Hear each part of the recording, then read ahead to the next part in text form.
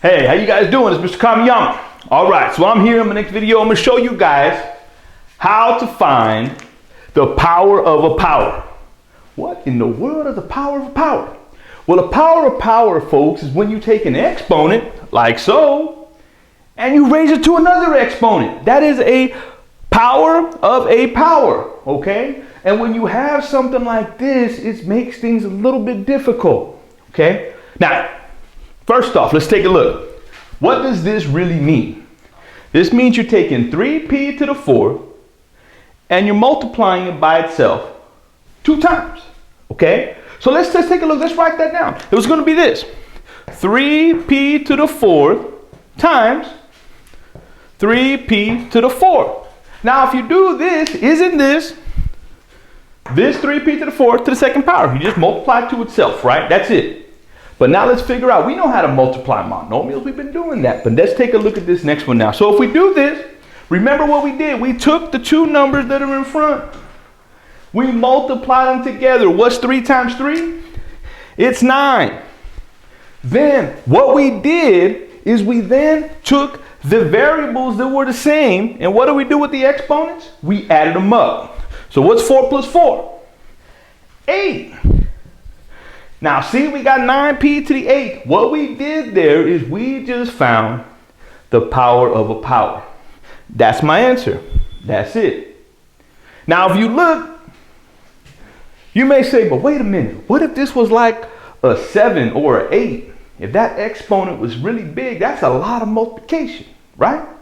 We can't just write all this out. So let's see if there's a rule that we can use. Now if we take a look, what you want to do when you have a power of power is this exponent right here. What you want to do is you want to take this power, and if you look, how can you get this 8 from a 4 and 2? Add? Nope. Multiply? Yes. If I take this 2 and I distribute to this 4, 2 times 4 is going to be 8. So you see, that's what we do for a power. The rule states that we can take this power outside and multiply it to the exponents on the inside. And you may say, that's great, but hold up, wait, Kamiyama. How you go from 3 to 9? That don't make sense. And you're right, because we didn't distribute this 2 to this exponent. What exponent can I put on the 3? A 1. We talked about this already. So you can put a 1. So if you distribute this 2 to this, what you end up with is this. Look now. You get 3. 1 times 2 is 2. And then p to the 2 times 4 is 8. Now, could somebody tell me, what is 3 to the second power? Please don't say 6. That's 3 times 2. 3 to the second power is when you got 3 and you multiply by itself 2 times. 3 times 3 is 9, right? So this is going to be 9 and then p to the 8. Now, isn't this answer and this answer the same thing? Yes, they're the same thing, okay? So because you can do it different ways. You can do it this way if you want, or you can just distribute this exponent to every exponent and then simplify the problem, okay? So that's all we got to do. That's the power of power. Now, will it always be this easy? Nope. It's going to get more difficult. Let's take a look at another one, see what we can do. Here we go. Take a look at this next one. I hope this first one made a little sense. If not, this second one I'm going to do just one way, and it might make a little more sense to you in this second one. So here we go. Take a look. What if we got one that looks like this? Y, x to the what? Second, z to the second, all raised to the third power, okay? Now, what if we got something like this? How are we going to do it? Well, first off, do we have a number in front of the y? No. You're not always going to have a number there. In this one, we don't. And that's okay. Okay, there's no coefficient. Okay, really, there's a 1 there, right? There really is a 1, but we don't need to worry about it. Next, if I distribute, can I distribute this 3 to every exponent? We can, but there's no exponent for y. What exponent can we give y that will not change the value? That's right, a 1.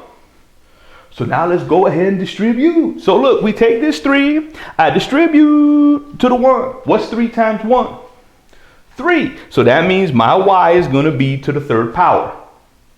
All right. Next, what about x? If I distribute this 3 to the 2, what's 3 times 2? 6. So we put a 6 there.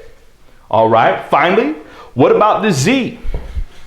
What do we do with the z? Well, now we're going to do the same thing. We're going to take this 3, we distribute one more time, and what's 3 times 2? 6.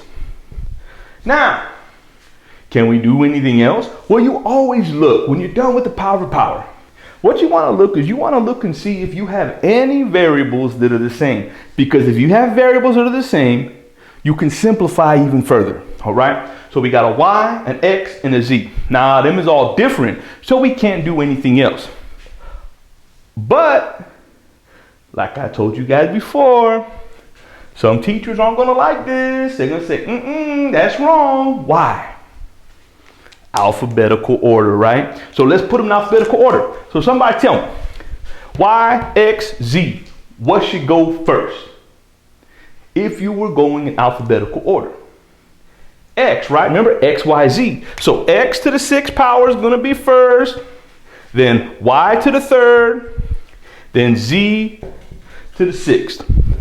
And that right there, that's our answer. All right? And that's how we find the power of power. Okay? Now, what if it looks a little bit bigger? What if the problem looks a little more difficult? I don't want y'all to be confused. Let's try one more real quick, okay? Here we go. One more. And if y'all got this, beautiful. If not, you may see something pretty difficult that looks like this. Here we go. So here we go. We're going to do this 3, Q, P to the 4th, R to the 2nd, all raised to the 4th power. Now let's look at this. This kind of got everything mixed in, right? Got all kinds of good stuff. Now let's take a look and see what we can do. Now before, how I like to start these problems, I like to ask myself this question. I said, wait a minute, look at my parentheses. This is what I ask. Does every single number or variable in the parentheses have an exponent? If not, you need to give it an exponent of 1. To me, it just makes the work easier. Why not make things simpler for yourselves? So let's look. Does a 3 have an exponent? Nope. So give it a 1. Does a Q have an exponent? Nope. Give it a 1.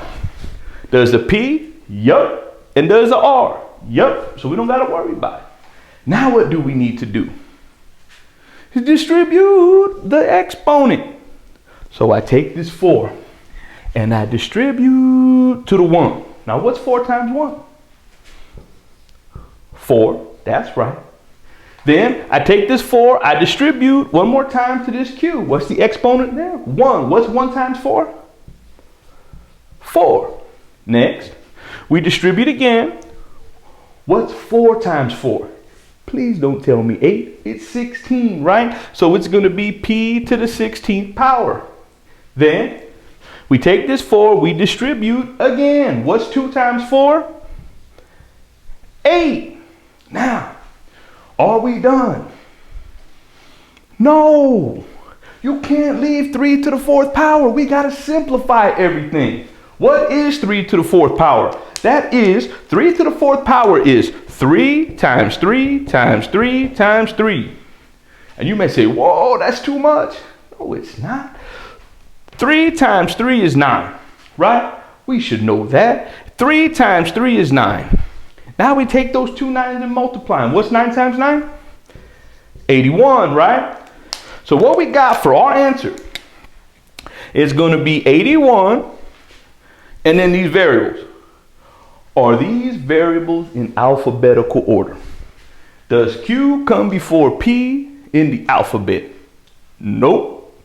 P comes first. So it's going to be 81, P to the 16th. And then we got Q, Q to the 4th. And then we got R, which is to the 8th power. Now that right there, that's our answer. And what we did is we went through the steps and I showed you guys how to multiply a power of a power. Now, I hope that made some sense to you, okay?